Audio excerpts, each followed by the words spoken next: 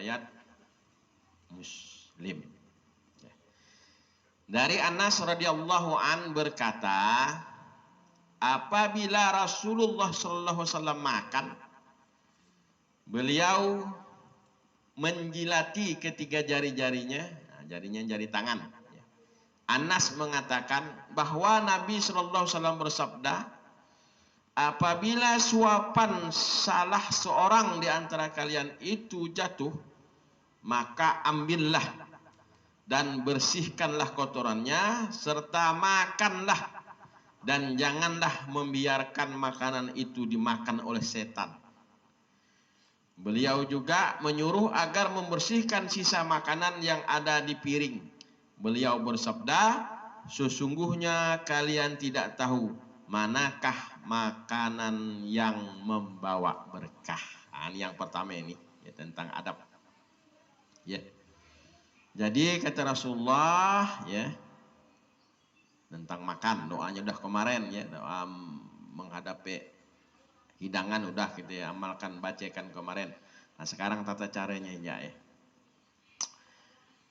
Pertama yang mengundang makan berkah ini adalah makan berjamaah.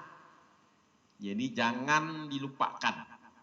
Kalau ada kesempatan ya untuk keluarga, kalau dapat ya, itu memang amalan-amalan sunnah yang memang orang-orang leluhur dulu ngamalkannya, karena berkahnya banyak.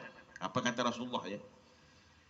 Nah, yang artinya ya, dari Abu Hurairah radhiyallahu an, Rasulullah SAW bersabda, makanan 2 orang itu cukup untuk 3 orang, dan makanan 3 orang itu cukup untuk 4 orang. Bayangkan. Karena yang namanya berkah itu ada yang kelihatan, ada yang enggak. Dalam dunia fikih, berkah itu diartikan dengan nilainya bertambah. Nilai apa? Nilai kebaikan yang tidak terikat dengan ukuran. Nah, ingat itu syaratnya ya, tidak terikat dengan ukuran. Nah, yang kita kira tadi makanan itu 2 piring itu habis untuk kita berdua ada. Tapi ketika dia ada berempat menghadapinya cukup. Karena ada sejarah ya. Ada cerita sedikit sebelum masuk ke di zaman Rasulullah itu ya. Ketika makanan yang disiapkan itu cadangannya hanya untuk ya jamaahnya itulah. Di jamaah dia. Tapi ada tamu datang. Jadi sahabat ini agak gelisah deh. Wah ini katanya makanannya macam mana Rasulullah katanya. Nggak cukup nih katanya. Sedangkan ini makan untuk kita bertiga aja. Yang datang nih ramai. Sis. Letakkan aja di situ. Tapi ternyata. Nah, ini bahasa kita aja lah. Kalau bahasa hadis panjang gila. Ceritanya itu. Ketika dimakan. Sampai dah kenyang perut tuh barang tuh masih ada. Nah, ya kan? Berarti betul bahwa keberkahan tadi itu ada berjamaah tuh. Nah, ini berkah yang tidak kelihatan namanya. Nilai kebaikan itu bertambah. Nah, dari segi tadi rezeki tadi itu yang nilai tadi makanan tuh, bahasa kasar beginilah. Karung beras biasa kita makan kan istilahnya berkilo-kilo kan. 2 kilo, 3 kilo sekali makan. Sekali berjamaah ya begitu ukurannya. Nah, ini berarti ada keberkahan. Karena dah janji Nabi seperti itu. Ya. Nah, ini adab jahir ya. Yang kedua, ya, tadi kan dah berjamaah kan. Yang kedua, ya kadang-kadang kita inilah dalam berjamaah itu harus menggunakan tangan, sunatullah namanya. Ya, sunatullah itu pakai tangan. Tapi nanti jangan ngamalkan sunnah nih pakai tangan di sunnah. Ketika orang buat bubur kacang, kita pun nak makan pakai tangan juga. Ngambil sunnah tadi itu. Akhirnya nggak bisa masuk dalam.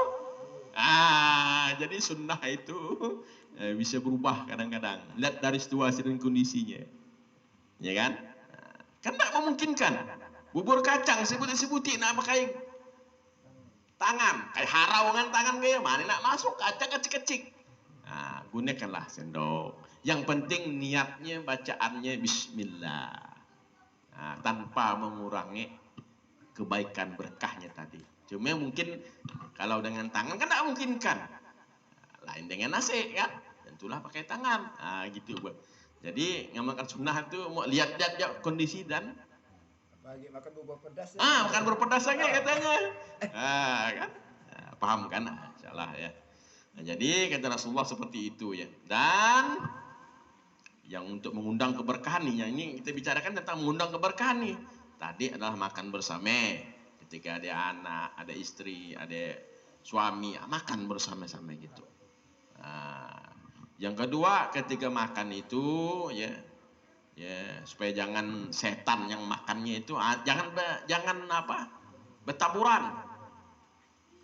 Nah, sekarang solusinya begini, ketika bertaburan, maklumlah ini gigi dah rongak karena masuk sini keluar ke situ udah kan, nggak mungkin lagi nak matuk nak jemputnya. Nah, diniatkanlah bahwa makhluk Allah ada yang lainnya akan nikmatinya.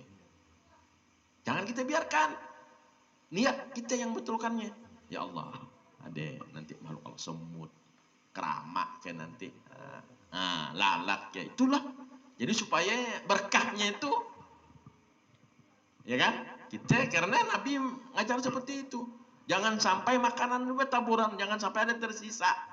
Karena yang mana kita tidak tahu berkahnya itu, apakah di awal kita makan ataupun yang gugur yang tadi bertaburan itu. Nah, ketika tidak mungkin kan lagi. Bahkan di sini hadis ini disuruh bersihkan lagi, bersihkan dulu baru dimakan lagi. Tapi kita kan tidak mungkin nanti seandainya saprahan sama orang kan, lalu bertaburan, lalu kita pungut-pungut, kita basuk-basuk. Nah, maka sunnah tadi itu, akhirnya apa kata orang kan akhirnya. Nah, jadi kita seperti itulah untuk mengatasinya. Ya kita niatkan aja bahwa ada makhluk Allah yang perlu dengan makan ini ada. Nah, dah lepas dah. Berkah tidak lari kemana dia tuh. Nah, ini paham nih, ini amalan zahir nih. Nah, yang terakhir, ya, ketika sunnah yang terakhir yang mengandung berkah adalah ketika hidangan tadi kan di piring, yang harus harus bersih gitu, jangan sampai merusak. Kalau merusak nanti setan makannya kan begitu. Tapi kalau kita niatkan tadi bahwa makhluk Allah ada yang makannya, jangan setan kita niatkan, yang makhluk yang lain. Karena setan tidak kelihatan. Nah, baru yang terakhir inilah kita bersihkan dengan lidah, jilat sikit-sikit. Tidak usah sampai gini-gini, ambil sunnah sikit aja, 3 jari minimal. Tapi ada ulama 5-5-nya dari sini. Tidak usah sampai disorong tarik itu, ambil ujung aja. Nah, dah. Nah, jadi ya jangan sampai gini kok. Wah, gini kan.